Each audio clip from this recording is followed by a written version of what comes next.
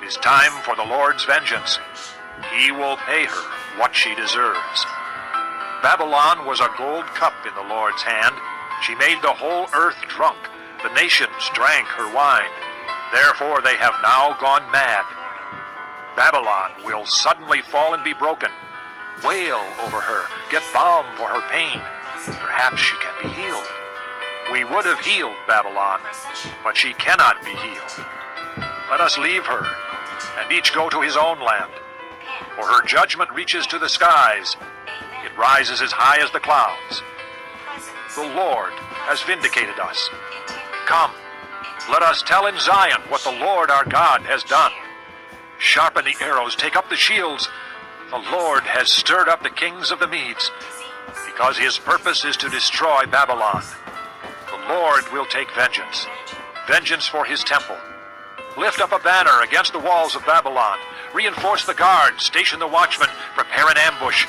The Lord will carry out his purpose, his decree against the people of Babylon. You who live by many waters and are rich in treasures, your end has come, the time for you to be cut off. The Lord Almighty has sworn by himself, I will surely fill you with men as with a swarm of locusts, and they will shout in triumph over you. He made the earth by his power. He founded the world by his wisdom, and stretched out the heavens by his understanding. When he thunders, the waters in the heavens roar. He makes clouds rise from the ends of the earth. He sends lightning with the rain and brings out the wind from his storehouses. Every man is senseless and without knowledge. Every goldsmith is shamed by his idols. His images are a fraud. They have no breath in them. They are worthless, the objects of mockery. When their judgment comes, they will perish. He who is the portion of Jacob is not like these, for he is the maker of all things, including the tribe of his inheritance. The Lord Almighty is his name. You are my war club, my weapon for battle. With you I shatter nations, with you I destroy kingdoms. With you I shatter horse and rider, with you I shatter chariot and driver. With you I shatter man and woman. With you I shatter old man and youth. With you I shatter young man and maiden. With you I shatter shepherd and flock. With you I shatter farmer and oxen. With you I shatter governors and officials. Before your eyes I will repay Babylon and all who live in Babylonia for all the wrong they have done in Zion, declares the Lord. I am against you, O destroying mountain, you who destroy the whole earth, declares the Lord. I will stretch out my hand against you, roll you off the cliffs, and make you a burned-out mountain.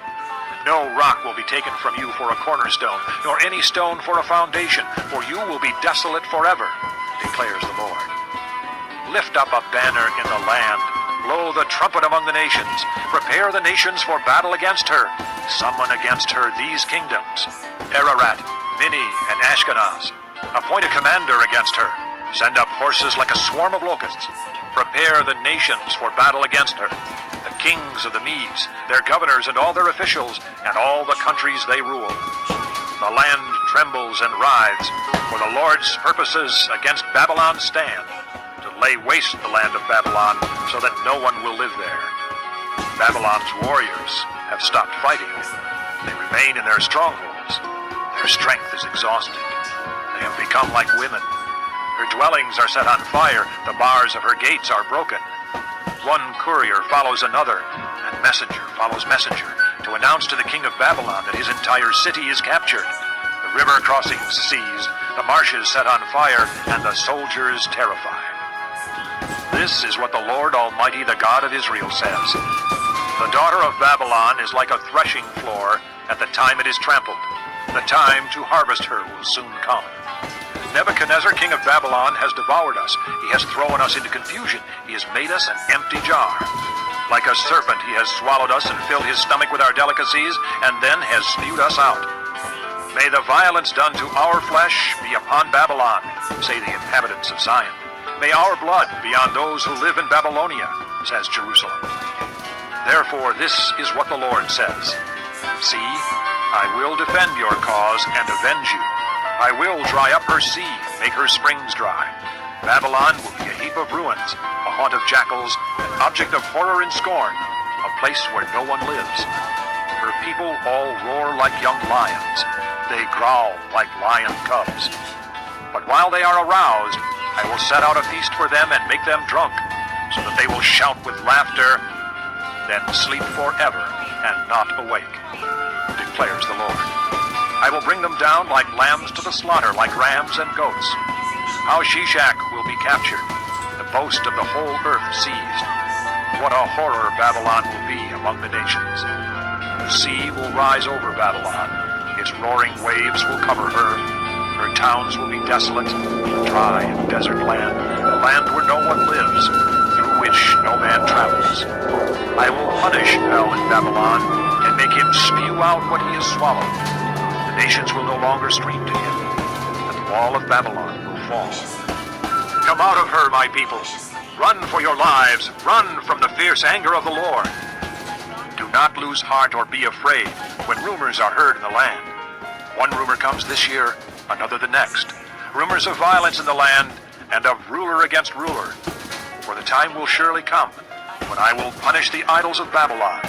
Her whole land will be disgraced, and her slain will all lie fallen within her.